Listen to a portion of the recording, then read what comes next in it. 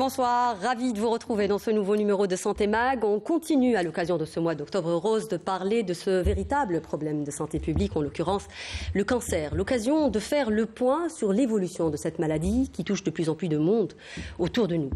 12 millions de cas sont diagnostiqués chaque année dans le monde, avec 12% et demi des décès de cette maladie. Cette pathologie est la deuxième cause de mortalité après les maladies cardiovasculaires dans le monde, mais aussi chez nous. Quelles sont les causes de cette propagation? Comment peut-on prévenir l'apparition de cancer? Quel est le rôle de la recherche dans l'amélioration du pronostic de cette maladie? Dans cette émission, on tentera avec mes invités de faire le point sur la prise en charge des personnes atteintes de cancer en Algérie et des difficultés qui font de leur parcours de soins un parcours du combattant. Pour en parler, j'ai le grand plaisir de recevoir ce soir Dr Youssef Lemia. Vous êtes sous-directrice à la Direction générale du service de santé au ministère de la Santé. Vous êtes chargée du dossier cancer. Bonsoir. Bonsoir, madame. J'ai également l'énorme plaisir de recevoir le professeur Abid Morad. Vous êtes chirurgien, vous êtes également membre du comité de pilotage du plan anti-cancer 2015-2019. Bonsoir. Bonsoir, madame. J'ai également le grand plaisir de recevoir le professeur Dib Adlen Hussein. Vous êtes chef de service d'oncologie médicale au CAC Sétif. Bonsoir. Bonsoir. Et j'ai enfin le grand plaisir de recevoir le professeur Anaout Merzaq. Vous êtes doyen de la faculté de médecine d'Alger. Vous êtes président d'e-sport Chapter Algérie. Vous êtes directeur également d'un laboratoire immuno-oncologique. Vous êtes également chef de service pneumo au CHU de Nimsous. Lahiber Kalik. Bonsoir. Bonsoir, madame. Merci à vous quatre de venir dans cette émission. Je suis très contente de faire cette émission pour pouvoir enfin faire le point sur la prise en charge des malades du cancer qui souvent, comme je disais en préambule, leur parcours ressemble au parcours du combattant. Quelques chiffres peut-être pour commencer. 50 000 nouveaux cas sont diagnostiqués en Algérie avec 15 000 cancers du sein. C'est le premier cancer, celui qui touche le plus de monde chez nous. Selon la Société d'oncologie, d'ici 2025, 60 000 nouveaux cas seront comptabilisés chaque année. Le chiffre va augmenter davantage d'ici 2030, pouvant atteindre 70 000 cas par an. Quelle explication peut-on donner ce soir, professeur Arnaout, de cette explosion littérale du cancer? Oui, merci madame. Il faut savoir que l'explosion, ce n'est pas uniquement en Algérie, c'est une explosion de par le monde. Et tout le monde connaît les facteurs de risque de cette explosion. Et on peut les limiter. Donc le plus important, c'est de travailler sur la prévention. Par exemple, si on prend deux facteurs très importants, c'est la pollution qui sévit actuellement et surtout, c'est l'alimentation qui est incriminée presque à 100%. Par contre, il y a certaines spécificités pour certains cancers. Si on prend par exemple le cancer bronchique, on sait que le tabac, c'est le premier facteur. Est-ce que réellement on a les moyens de limiter? Est-ce qu'on a les moyens de prévenir? Oui, mais c'est un travail qui doit se faire en concertation avec plusieurs départements. Oui, justement, on va revenir justement sur cette politique de prévention qui est très importante dans le cas échéant. Professeur Abid, on s'est vu il y a 2 ans sur ce même plateau. On a débattu pratiquement du même sujet. On a parlé justement avec du recul du plan cancer et tout ce qui a été fait justement pour améliorer ce parcours du cancéreux. Comment vont les choses aujourd'hui, 2 ans plus tard? Est-ce que les choses vont mieux finalement? Si la question se rapporte au plan cancer, le plan cancer est en fait en phase de finalisation. Mais il y a 2 ans déjà, on le disait, nous sommes en phase de finalisation. Donc 2 ans après, ça n'a pas été encore fait. Pourquoi? Parce qu'il y a un séminaire qui, en principe, devrait réunir tous les responsables de groupes. Puisque vous savez que dans le plan cancer, il y a des axes principaux et des groupes qui ont travaillé sur la mise en œuvre et l'évaluation progressive des travaux. Ce séminaire devrait avoir lieu en principe le plus rapidement possible, en collaboration bien évidemment avec le ministère de la Santé qui, lui, a la charge en réalité de mettre en place l'ensemble des mesures. ou tout au moins une bonne partie. Alors on entend ici et là dire que 70% a été réalisé, 60, 25. Moi, personnellement, je ne sais pas comment ils arrivent à faire ces calculs, parce qu'il y a tellement de choses dans le plan cancer qui ne sont pas quantifiable ou qu'on ne sait pas quantifier en réalité. Je prends par exemple la réunion de concertation pluridisciplinaire. Comment peut-on dire que, par exemple, 70% des patients qui ont un cancer passent par un comité de ça, on ne peut pas le dire. Et on sait très bien que ça ne se fait pas.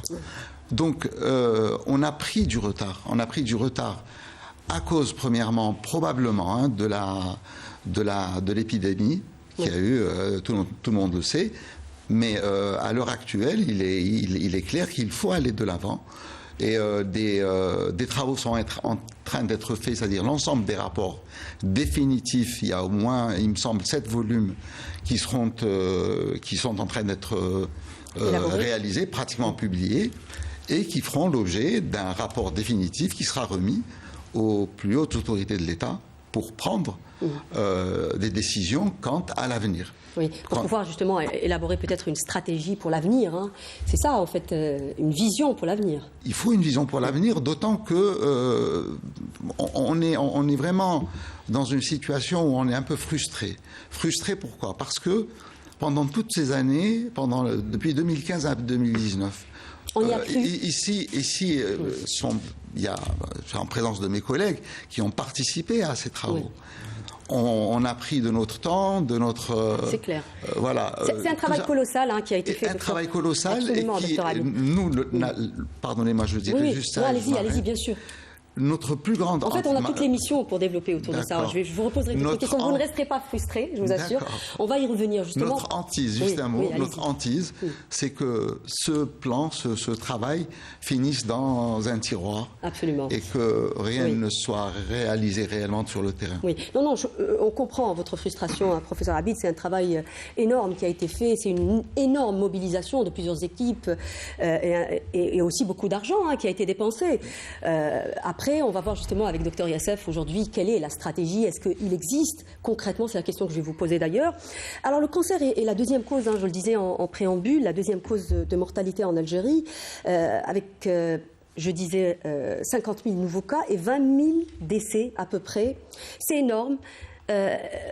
Vous parliez justement tout à l'heure, professeur Melzer, vous disiez que dans le monde entier, il y a une explosion des cas de cancer, mais peut-être la différence justement aujourd'hui entre nous et entre les pays, par exemple, de l'Europe, parce que c'est ceux qui sont le plus proches de nous, la grande différence justement, c'est ce taux de mortalité qui se creuse. Pourquoi ce taux de mortalité chez nous ? Oui. Merci. Au fait, le taux de mortalité, avant de parler de mortalité, il faut parler d'incidence. C'est vrai, quand on parle d'une explosion mondiale du cancer dans le monde, oui. Mais les particularités pour certains pays comme le nôtre, c'est qu'il y a ce qu'on appelle un profil clinique qui ne correspond pas à d'autres pays. Quand on parle du cancer du sein ou du cancer du poumon ou du côlon qui est en train d'émerger d'une façon très très rapide, il faut savoir qu'il y a certainement un profil propre à notre société qui est en train de s'identifier. Et on le voit dans nos séries hospitalières quand on a les patients.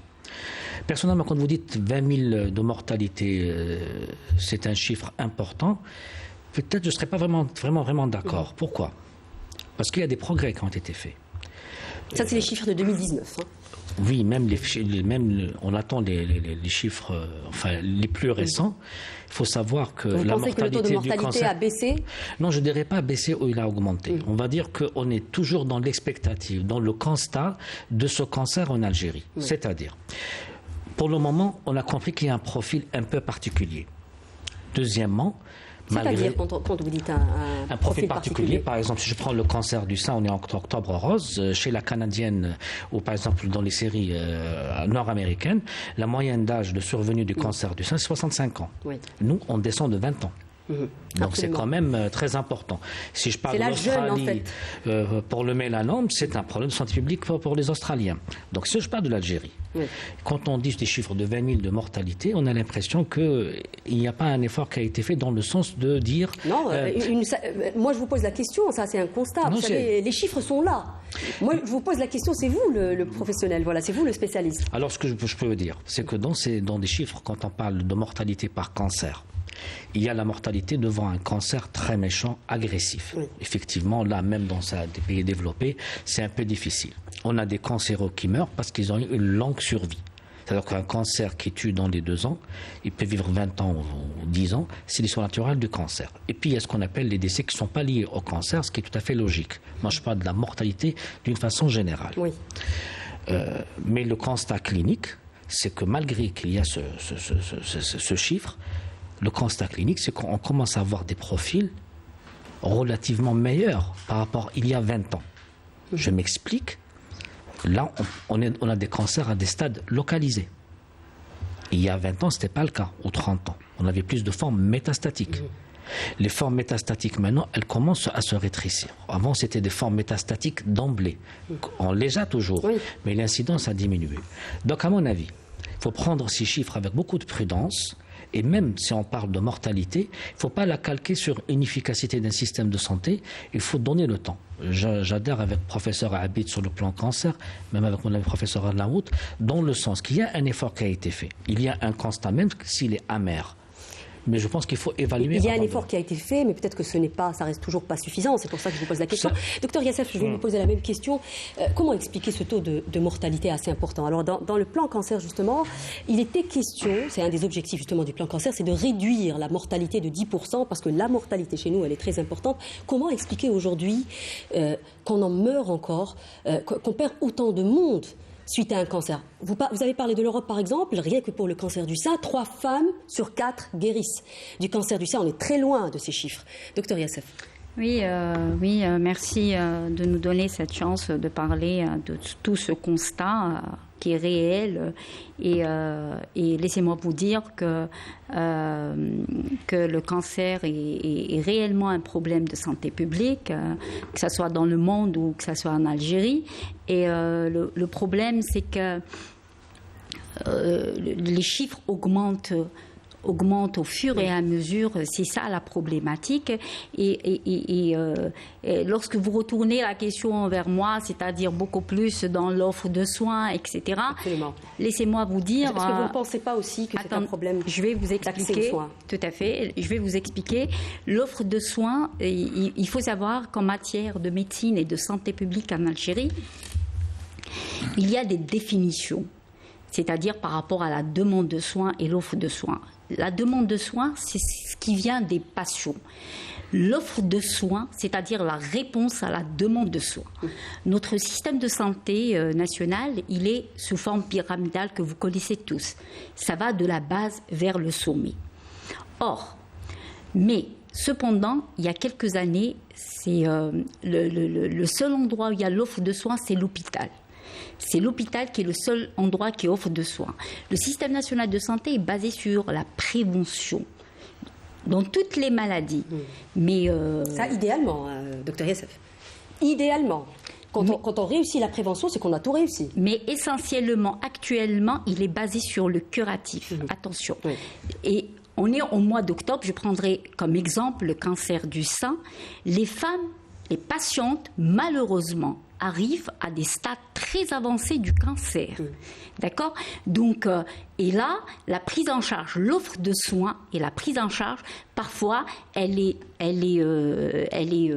difficile. Elle est difficile et même, je pourrais dire, quasiment impossible. Impossible. C'est pour cela, l'offre de soins en matière de cancer réside sur le dépistage précoce et la lutte contre les facteurs de risque. C'est ça le défi. Absolument. Actuel. Si vous permettez, justement, j'aimerais rebondir sur ce que vous venez de dire. Vous parlez de la prévention. Quand on parle, par exemple, de l'Algérie, justement, alors les 3 cancers qui tuent le plus d'Algériens, vous les avez cités tout à l'heure, justement, le cancer du sein, le cancer du poumon et le cancer du côlon. Je ne sais pas si je l'ai dit dans l'ordre, c'est ça. Cancer, ensuite poumon, ensuite côlon. Donc, les 3 cancers sont des cancers évitables, docteur Yassef. Pourquoi on n'y arrive pas? Pourquoi on a du mal à prévenir? Si la solution, on sait que la solution réside dans la prévention, justement, dans tous les pays où on a réussi à plus ou moins juguler les chiffres de la mortalité, c'est justement parce qu'on a réussi le pari de la prévention. Et aujourd'hui, chez nous, on est conscient que ce sont des cancers évitables. Pourquoi on n'y arrive pas? C'est le défi, c'est le défi actuel, la prévention. Il faudrait que ça rentre dans la quotidienneté des médecins, la prévention. C'est chaque jour, ça devrait être une action permanente de tous les médecins. Ça devrait être dans leurs habitudes courantes de consultation. Oui, voilà. Absolument, ça ne s'improvise pas, professeur Abid, la prévention ne s'improvise pas finalement. Ça ne s'improvise absolument pas. Oui. Il y a, je le rappelle, des opérations pilotes qui ont été réalisées dans le cadre du plan cancer pour savoir quels seraient les obstacles ou les difficultés que l'on pourrait rencontrer si on devait faire un dépistage organisé national. Tous ces éléments ont été identifiés et ils feront, vous les verrez dans les rapports. On va y revenir. Par contre, il y a une chose, et j'en profite puisque Monsieur le doyen est là, il doit le savoir. Oui, j'allais lui tendre la perche. L'un des problèmes aussi, c'est la compétence. J'entends par compétence la compétence des médecins généralistes qui doivent être la pierre angulaire de tout ce système. Or, notre système de formation actuellement, qui est en plein réforme... c'est-à-dire le fameux médecin de famille... Au niveau des programmes, etc., voilà. doit être au centre de tout ça. Et si... alors, il n'y a pas que le médecin généraliste, il y a un ensemble de... C'est un maillon important. Les soins... qui comprend l'ensemble des soignants, voire plus loin les systèmes de communication, comme votre émission par exemple, les publicités, etc. Tout ça doit permettre à terme, lorsqu'on a une politique cohérente et organisée, parce que ce qui se passe actuellement, et personne ne peut nous contredire là-dessus, on l'a dit et redit plusieurs fois, c'est qu'on attend à chaque fois Octobre Rose, je ne sais plus, Mars Bleu, etc., pour parler d'un problème. Et puis dès que cet anniversaire passe, on oublie pendant une année, on ne sait plus, Absolument. on n'en parle plus. Oui. Professeur Adnan, j'aimerais vous poser la même question. Aujourd'hui, la prévention ne s'improvise pas. Est-ce qu'on a du mal finalement à instaurer une véritable stratégie de prévention? Oui, madame, j'aimerais revenir sur le point de l'augmentation de la mortalité. La chose la plus importante, certes, il y a un retard diagnostique. Oui, ça, un retard diagnostique de la part, le plus souvent, les malades, parfois, ils banalisent un symptôme. Et lorsqu'on banalise un symptôme, on aura une aggravation par la suite et la découverte d'un cancer tardif. Le deuxième point, c'est que la chose importante, c'est surtout essayons de mettre un couloir vert pour les cancéro-diagnostiqués. Le problème, il est où? Le problème réside lorsqu'on fait le diagnostic, le malade, il est dans la prise en charge thérapeutique et à un certain moment, pour évaluer le traitement, on va lui demander des examens, on va lui demander un scanner, on va lui demander une IRM. Le problème, pour faire ces examens, un mois, 2 mois, on aura l'apparition d'une autre métastase. On perd déjà beaucoup de temps. Donc là, j'aimerais que ces cancéreux bénéficient d'un couloir vert pour leur prise en charge dès le diagnostic posé. C'est-à-dire lorsqu'on pose le diagnostic... Un réseau d'accueil, en réalité, ça s'appelait comme ça dans le plan cancer, professeur Abid, si je ne me trompe pas. Justement, quand on lit le plan cancer, on a l'impression que tout a été prévu. C'est pour ça que j'en parle aujourd'hui encore, des années plus tard. Un réseau, ça s'appelait un réseau d'accueil. Il était question de mettre en place un réseau d'accueil pour le malade. C'est important, le réseau d'accueil et surtout le couloir vert lorsque le diagnostic est posé. Absolument. Concernant la prévention, Certes, il n'y a pas que le cancer, toute la pathologie est basée sur la prévention. L'Algérie a mis beaucoup d'argent pour la prévention. Mais prévention sans formation, sans sensibilisation, c'est rien. En même temps, on doit former, informer et surtout sensibiliser. Oui. Et par la suite, la prévention, on aura le 100% de succès après cette triptyque, à savoir sensibilisation, formation et information. Oui. Je vais vous proposer, messieurs, dames, de regarder un reportage, comment vit-on avec un cancer du sein, comment s'adapter au traitement lourd de cette maladie et à un parcours long, ponctué tantôt d'effets secondaires, tantôt de rupture de médicaments. L'exemple d'une femme courage dans ce reportage que nous allons voir, c'est une collègue à nous à qui on souhaite prompt rétablissement. Regardez.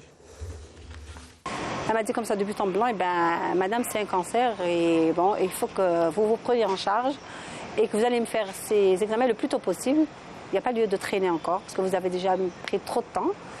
Et voilà, donc je suis sortie un peu sonnée. C'est en ces termes que Nahla a appris qu'elle avait un cancer du sein à l'âge de 49 ans seulement.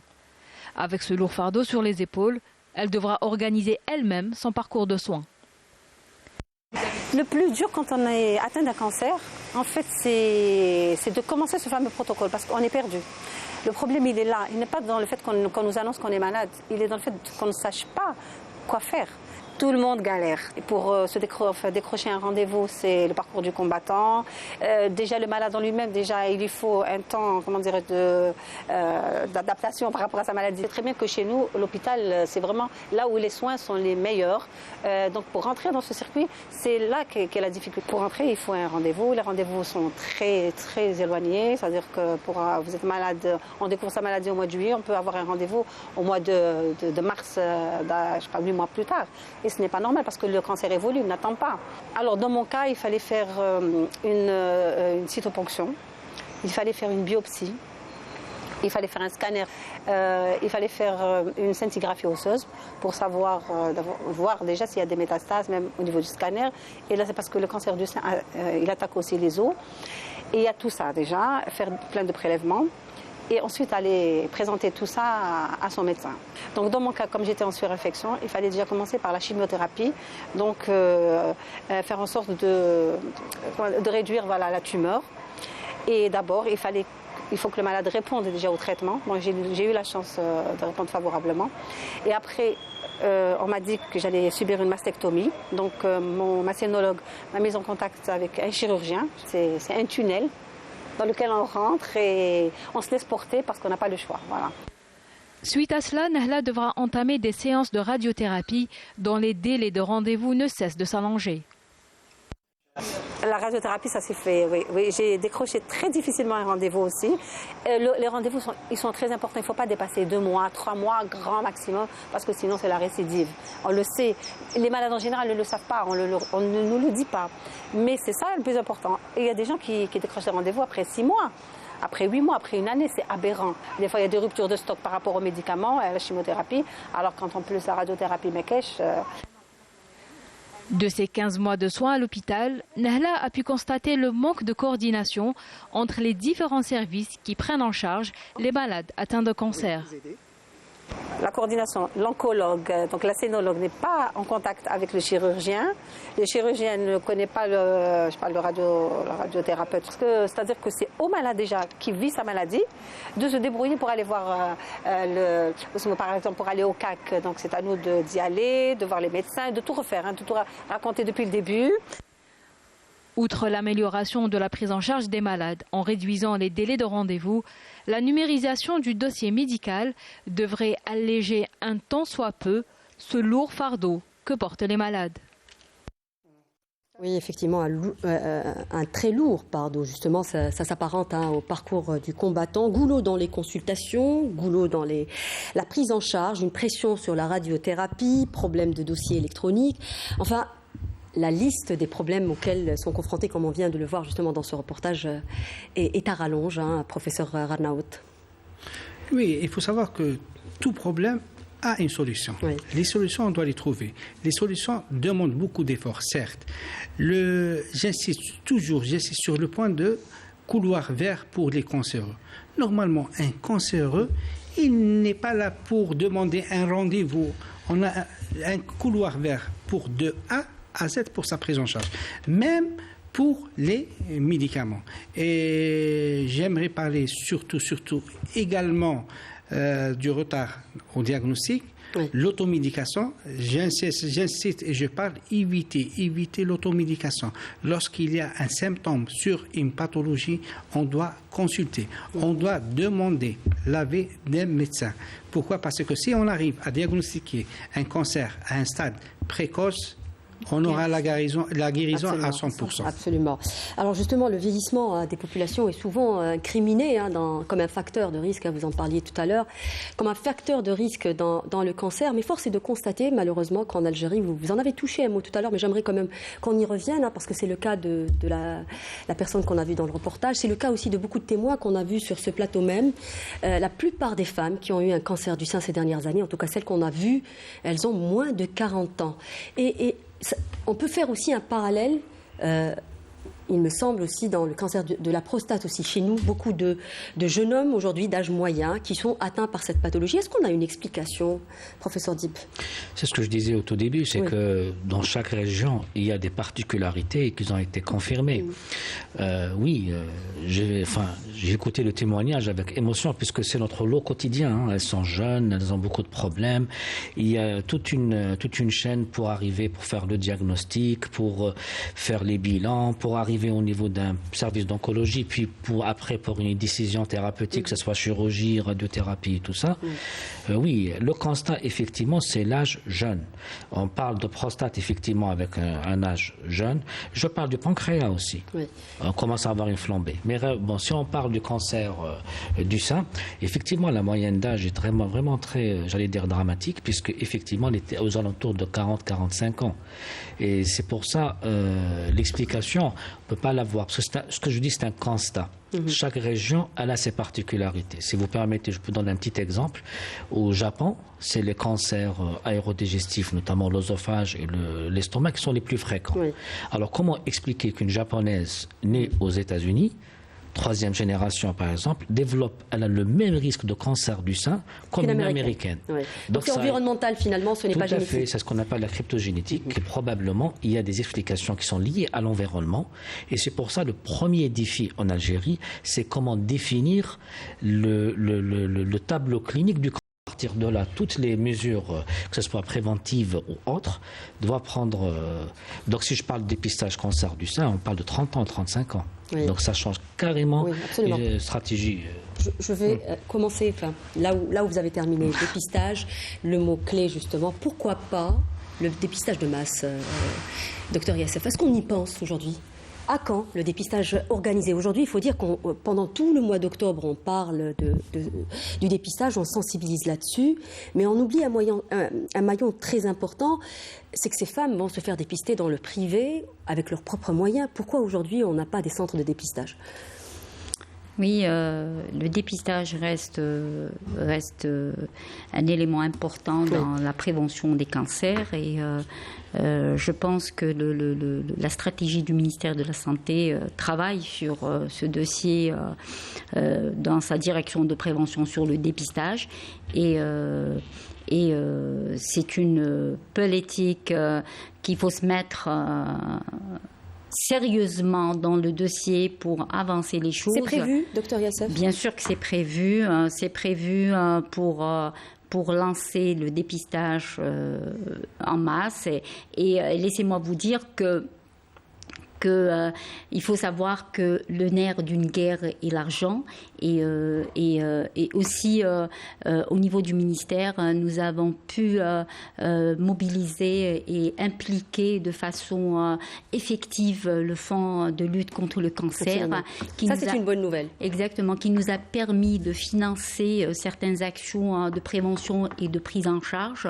En l'occurrence, en 2021, nous avons pu financer des actions par rapport à l'allogreffe lancée à l'hôpital Oran, à l'EHU Oran, aussi l'achat de certains médicaments, le financement des instruments de chirurgie Et dans les dépenses du fonds cancer, puisque vous en parlez, il était prévu justement l'achat de mammographes, de mammomobiles, particulièrement pour le dépistage massif du cancer du sein. Est-ce que c'est prévu, par exemple? Bien sûr, sauf que néanmoins, il faut reconnaître qu'au niveau national, il y a une problématique dans la formation des radiologues. Donc, on a très peu de radiologues qui sortent de cette formation.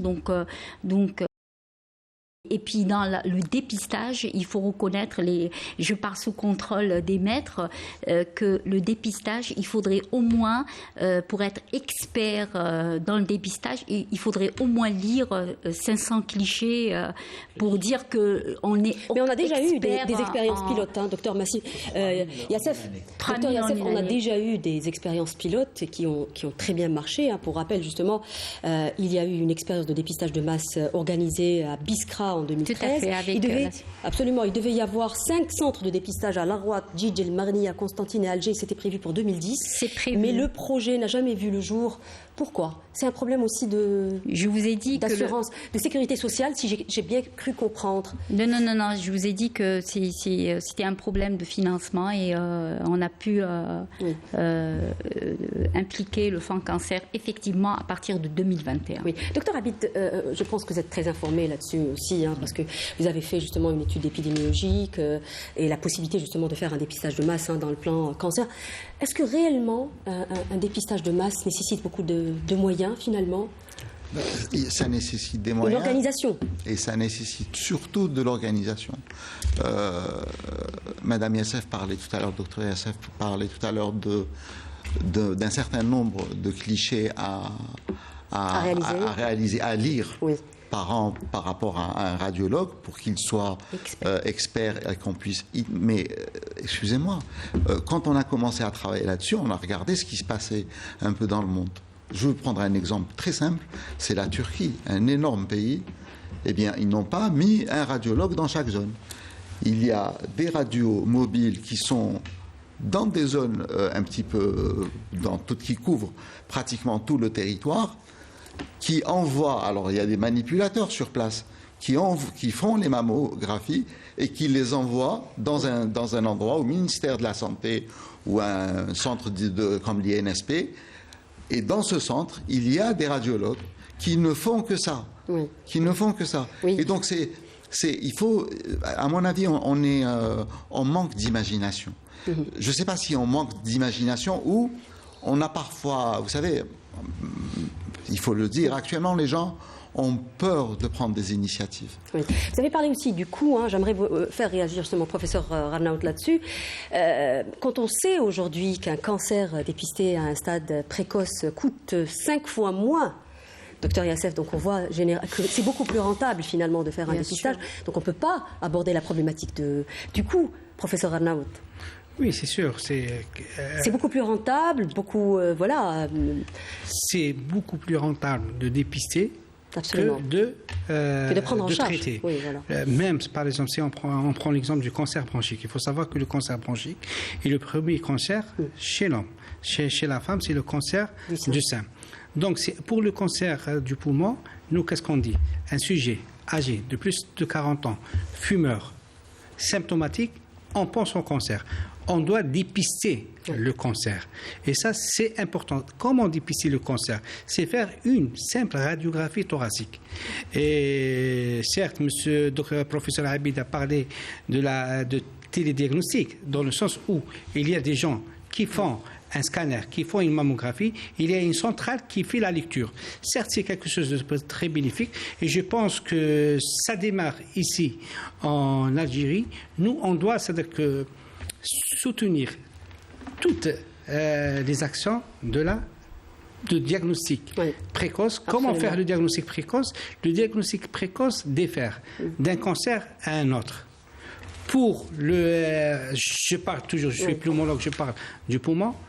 Cancer, symptômes, tabac, on pense au cancer bronchique.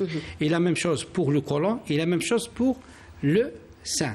Insister sur la prévention, Absolument. mettons beaucoup d'argent pour la prévention, pour les gagner dans la prise en charge thérapeutique. C'est beaucoup plus rentable et ça sauve des vies, justement. Vous voulez réagir, professeur Habit Dites plutôt, pardon. Au fait, quand on dit campagne de dépistage, il faut vraiment préparer cette stratégie déjà au long cours, parce qu'il ne suffit pas de faire des campagnes comme ça occasionnelles et de dire on a examiné tant de femmes suspectes. Non, on parle de dépistage organisé, justement. Non, justement. Absolument. Ouais. Donc, normalement, déjà, on commence par ce qu'on a comme réel. Des centres anti-cancer, des CHU, des polycliniques. Effectifs humains. Des médecins, des manipulateurs radio, des infirmiers. Mouvement associatif qui est tout à fait engagé, que ce soit dans le sein, dans le poumon, dans le pancréas. C'est des gens qui sont vraiment... je suis admiratif parce qu'ils veulent faire beaucoup de choses. On a une feuille de route qui est le plan cancer dans sa première édition, qui est très explicite. Et d'ailleurs, Mourad, c'était dans tout pour le patient, si je me rappelle bien. Ça veut dire que toutes ces démarches, c'est centré sur le patient, sur le malade. À partir de là, il y a aussi la formation qui est très importante. Télémédecine peut répondre à certains objectifs, former des médecins généralistes, même les externes, même les étudiants en médecine, les préparer. On se disait le cancer, enfin, c'est un diagnostic d'élimination. Or, maintenant, c'est un est-ce problème. qu'on a le choix, professeur Diep, quand on pose ce genre de problématique, qu'il faut de la formation, qu'il faut toute une machine à installer. Oui, on a compris qu'il faut des moyens pour tout ça. Mais est-ce qu'on a aujourd'hui le choix? On n'a pas le choix. C'est la seule, j'ai envie de dire, c'est la seule solution, la prévention finalement, parce que on voit que par le monde, c'est inévitable aujourd'hui. Il est inévitable, j'ai donné les chiffres au tout début, vous voyez que chaque année, on va voir les chiffres qui vont exploser davantage et on a des gens qui meurent entre-temps. On n'a pas les moyens de prendre en charge tout le monde, alors la seule solution qui reste, c'est la prévention. Donc oui, même si cela va prendre des années, même si cela nécessite des moyens, il faut le faire. Vous savez, la prévention, ça sous-entend des cancers localisés. Est-ce qu'on a les plateaux techniques pour les cancers localisés? Question simple. Oui. Quand je dis cancer localisé, ça veut dire c'est des chirurgies bien faites. C'est plus simple de prendre en charge un cancer localisé qu'un cancer métastatique. Mais il faut mettre en place toute une... C'est vous le spécialiste. C'est un dogme en cancérologie. Quand le cancer est localisé, il coûte moins cher qu'un cancer trop évolué. Même quand il est métastatique, on donne de l'immunothérapie. Je vous ai posé une question toute simple, professeur Diep. Est-ce qu'on a le choix? Je vous ai compris. Voilà. Même si on n'a pas le choix, même si peut-être c'est la théorie ce que je suis en train de dire. Le terrain est là. Nous, on les reçoit chaque jour. Nous, on les traite chaque jour. On fait de notre mieux, c'est clair, c'est net. C'est une réponse. Ça veut dire si on est resté dans l'expectative, pour qu'il y ait tout ça, nous, on réagit. Et quand je dis nous, je parle de tous les professionnels de la santé. Non, moi, je parle surtout de la tutelle. Quand je pose la question, je parle de la tutelle. Parce qu'aujourd'hui, si une décision doit être prise, j'imagine que c'est le ministère de la Santé qui doit la prendre, n'est-ce pas, Madame Yassef? Oui, effectivement. Par rapport au dépistage. C'est-à-dire quand je pose la question, et j'insiste là-dessus, parce que c'est le seul salut, finalement.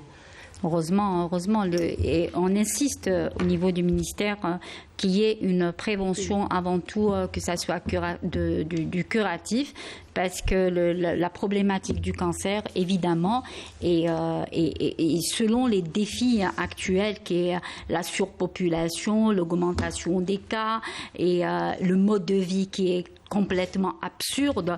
Donc nous insistons réellement sur la prévention et la lutte, si ce n'est le dépistage précoce, la lutte aussi contre les facteurs de risque, à savoir le tabagisme, l'obésité, le mode alimentaire, etc. Oui. Professeur Habit, on a parlé du plan cancer. Grâce au plan cancer, encore une fois, les moyens de lutte ont triplé. Plusieurs centres anti-cancer, une soixantaine de réacteurs de radiothérapie.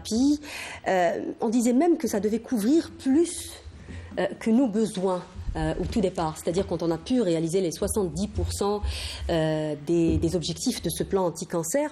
Mais pourquoi aujourd'hui on en est là? Pourquoi on voit encore, quand on a vu le reportage, difficulté d'accès à la chirurgie, vous en parliez tout à l'heure, difficulté d'accès à ces rendez-vous de radiothérapie, il y a encore une fois la radiothérapie qui reste un point noir dans le traitement des cancéreux. Parce qu'encore une fois, les choses n'ont jamais été faites selon les recommandations des personnes qui sont sur le terrain. la distribution, si vous voulez, par exemple, des machines de radiothérapie, elle a été faite comme ça, on ne sait même pas d'ailleurs comment. Donc on sait que, par exemple, je l'ai donné comme exemple déjà, 3 accélérateurs à Béchar pour une population qui ne nécessite pas 3 accélérateurs, alors que vous en avez que, il me semble, 5 à Alger, pour une population qui est énorme. 5 ou 6 fois plus. Aucune réflexion n'a été faite. Ça a été fait sur des bases politiques ou politiciennes, j'allais dire, parce qu'on voulait faire plaisir à X et à Y. Excusez-moi de dire les choses comme elles sont, mais c'est la réalité. La deuxième des choses, c'est qu'il y a eu un gros problème au niveau de la maintenance de ces machines. Il y a eu des contrats... Ça, c'est un point qui a été abordé lors du débat sur la politique générale du gouvernement par le Premier ministre lui-même. Il est revenu sur le problème de la radiothérapie, Ayman Abdelrahman, et il a parlé justement de ce problème de maintenance de la radiothérapie. En principe, il y a je ne sais pas, je vais faire réagir, terminer, je vais faire réagir Dr Yassef par la suite. Mais c'est un point fondamental, fondamental dans n'importe quel... Quand vous achetez une voiture, quand vous l'achetez pour je ne sais pas combien, pour une somme extraordinaire, vous exigez quand même qu'il y ait un service après-vente de qualité. Ça n'a pas été fait. Ça n'a pas été fait pour X raisons qui sont d'ailleurs très opaques. En fait. Docteur Yassef, pour la radiothérapie, j'aimerais qu'on insiste là-dessus. Alors c'est le point noir par excellence justement de la prise en charge. Aujourd'hui, il y a des gens qui n'arrivent même pas à avoir des rendez-vous. Je parle d'Alger particulièrement, qui n'arrivent même pas à avoir des rendez-vous, par exemple au CPMC. Je parle encore une fois du CPMC parce que c'est le centre qui reçoit le plus de malades. On parlait de 8 mois de délai pour avoir un rendez-vous. Aujourd'hui, apparemment, c'est encore plus que 8 mois pour un rendez-vous de radiothérapie. On a parlé du réseau, justement, qui a été installé pour avoir des rendez-vous de radiothérapie, chose qui a été faite en principe, mais vraisemblablement, ça ne règle pas le problème. Oui, effectivement, depuis 2021, au niveau du ministère, nous avons mis en place une plateforme numérique pour gérer les rendez-vous de la radiothérapie qui posait énormément beaucoup de problèmes.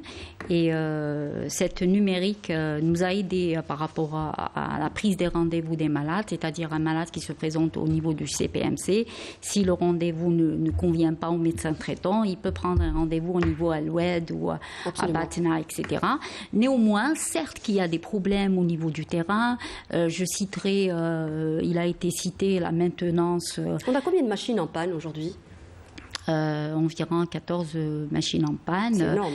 Et il y a un travail de titan, croyez-moi, au niveau du ministère, qui se fait au niveau de la direction de la pharmacie, qui travaille sur la maintenance et la maintenance des accélérateurs.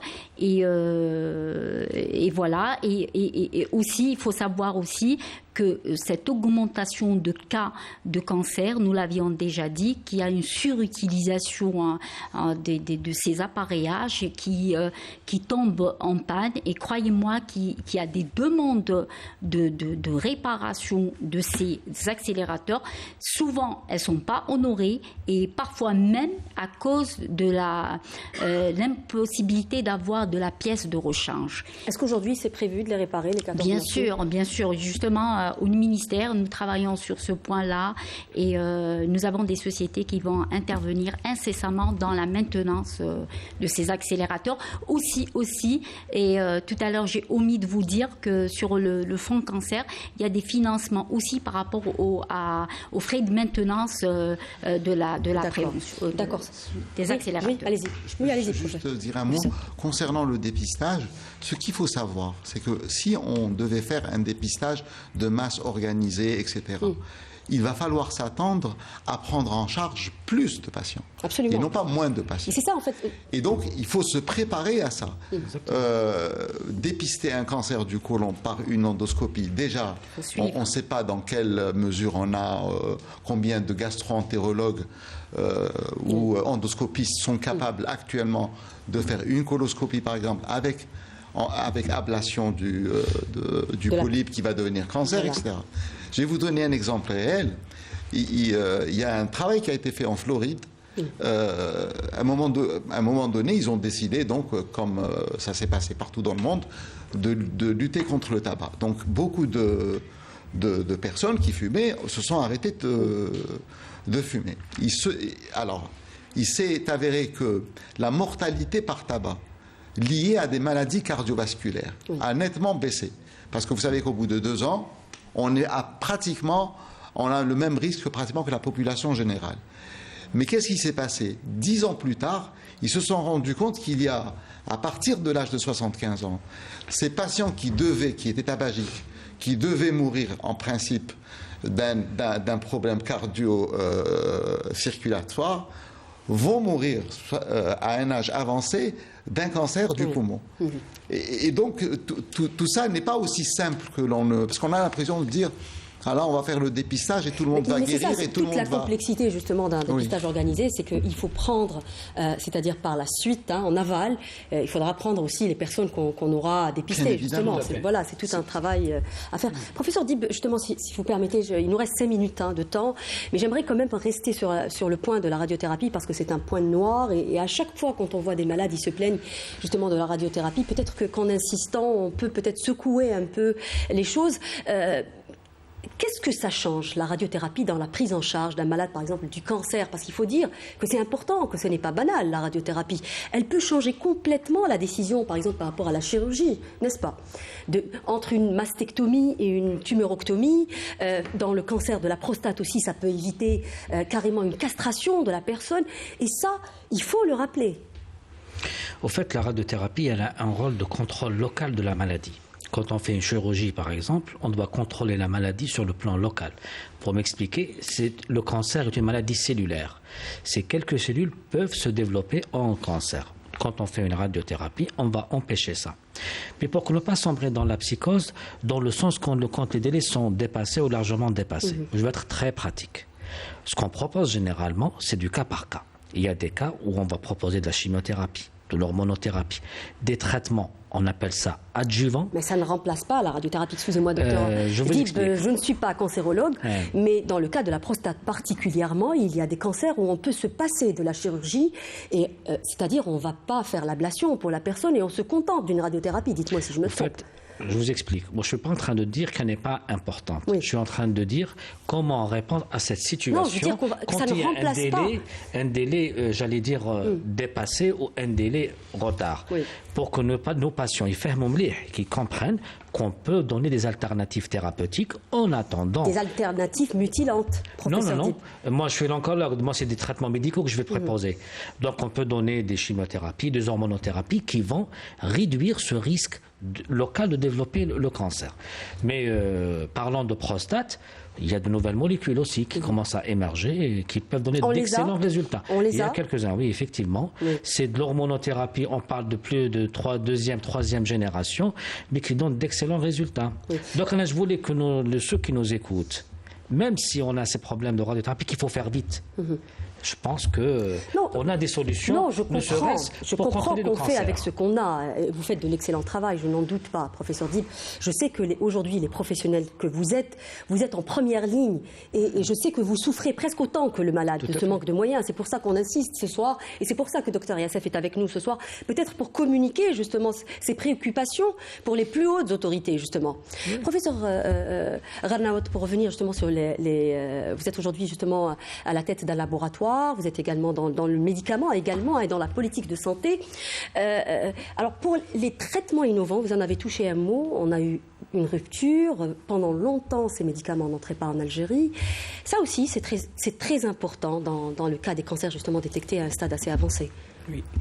Avant de parler de traitement innovant, j'aimerais bien insister sur un point. Il faut savoir que l'annonce du diagnostic du cancer, c'est un drame.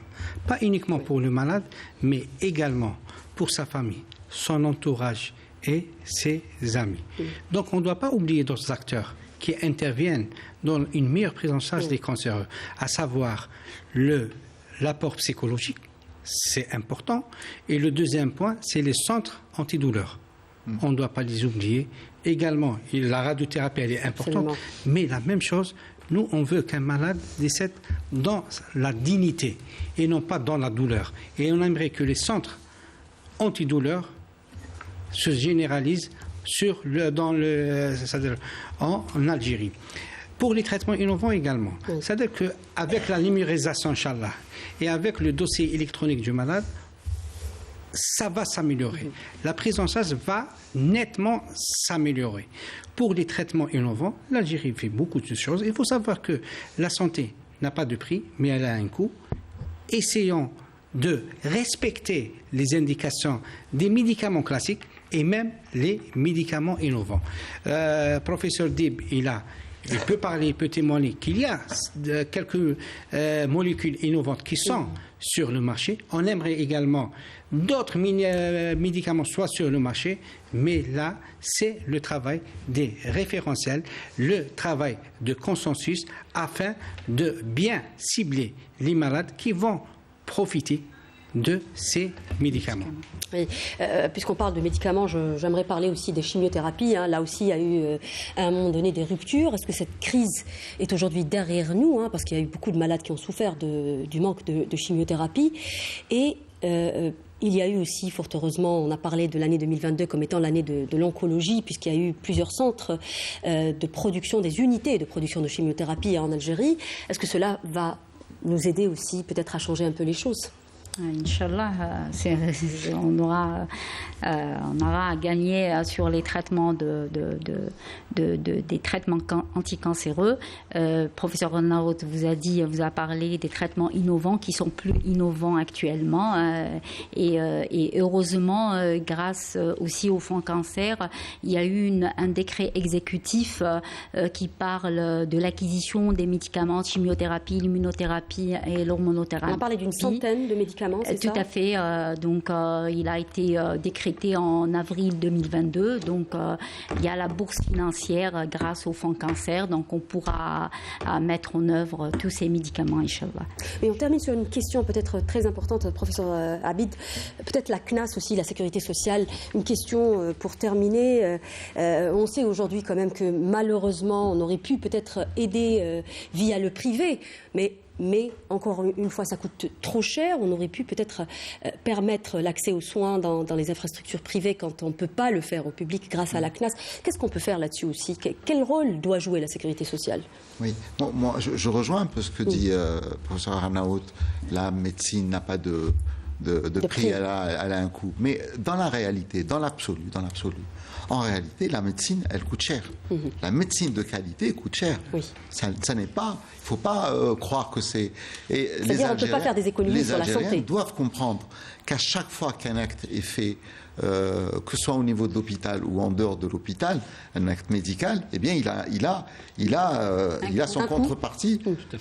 En général, cette contrepartie, elle est en devise, elle n'est pas en dinars. Parce que la majorité des médicaments innovants, des équipements de chirurgie, etc., ça vient de l'étranger. Je reviens à ce problème, à votre question. Il y a actuellement des centres privés qui disposent de machines de très haut niveau, mais qui sont malheureusement non exploitées.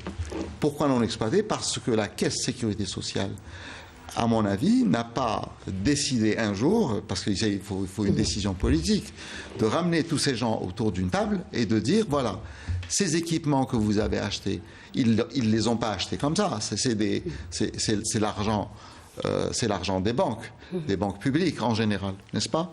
Donc c'est l'argent des Algériens. En principe, on devrait tomber d'accord sur un système qui permettrait à la Caisse Sécurité Sociale de financer les cures de radiothérapie, n'est-ce pas ?